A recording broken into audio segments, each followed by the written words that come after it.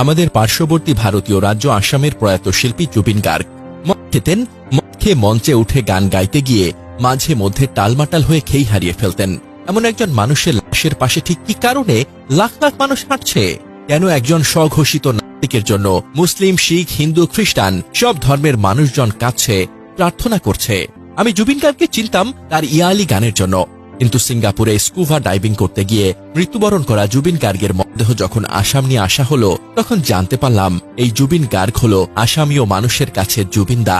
Police, doctor, engineer, মাদ্রাসা শিক্ষার্থী, ঘরের গৃহিণী, বয়স্ক ব্যক্তি সবাই কাছে তাদের জুবিনদার জন্য।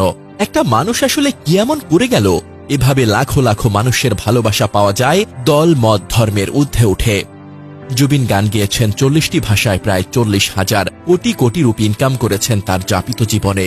জেনে অবাক হয়েছি নাস্তিক জুবিন অকাতরে সেই অর্থ সহায়তা করে গেছেন আড়ালে লুকিয়ে মসজিদ, মাদ্রাসা, মন্দির, চার্চে। অকাতরে সেই অর্থ দান করে গেছেন সাধারণ মানুষের চিকিৎসার জন্য হাসপাতালে, দরিদ্র শিশুদের পড়াশোনার জন্য স্কুলে। ইমরান হাশমি অভিনীত গ্যাংস্টার সিনেমায় ইয়ালি গানের পর জুবিনের সামনে ছিল মুম্বাইয়ের নিশ্চিত উন্নত এক ক্যারিয়ারের হাতছানি। জুবিন সেই জীবন পেছনে ফেলে ফিরে এসেছিলেন তার নিজ ভূমি আসামে, গৌহাটিতে। ফিরে এসেছিলেন সেই রাস্তায় ফুটপাতের চায়ের দোকানে। কোটি টাকার মালিক হয়েও সকালে নাস্তা করেছেন সেই চায়ের দোকানে শরীরে ময়লা লেগে থাকা শ্রমজীবী মানুষের সাথে। ভারতীয় বিজেপি সরকার সহ যে কোনো রাজনৈতিক দলের অনৈতিক সকল সিদ্ধান্তকে বিরোধিতা করে জুবিন ঠায় দাঁড়িয়েছেন সব সময় আসামীয় জনগণের পক্ষে।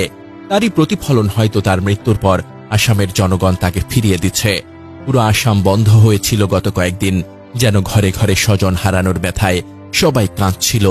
জুবিনের এই জীবন এবং মৃত্যু নিয়ে ভারতীয় সাংবাদিক রাভিশ কুমার মন্তব্য করেছেন, জুবিন ছিলেন এলাকার সেই রিকশাওয়ালা যিনি বিনা পারিশ্রমিক দিয়ে জীবনভর মানুষকে টেনে নিয়ে গন্তব্যে পৌঁছে দিয়ে এসেছেন এবং কোনোদিন যাচাই করেন নাই রিকশার প্যাসেঞ্জার কোন ধর্মের বা কোন রঙের।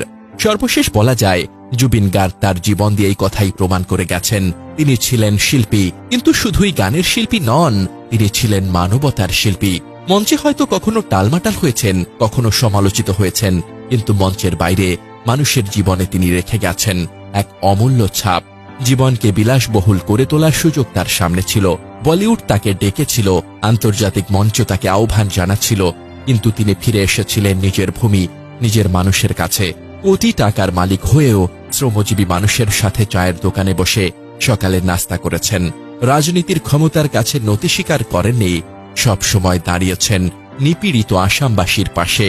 আর এই জন্যই মৃত্যুর পর আসামের প্রতিটি ঘর থেকে কান্নার ধ্বনি উঠেছে, যেন প্রত্যেকে হারিয়েছেন নিজের ঘরের আপনজনকে।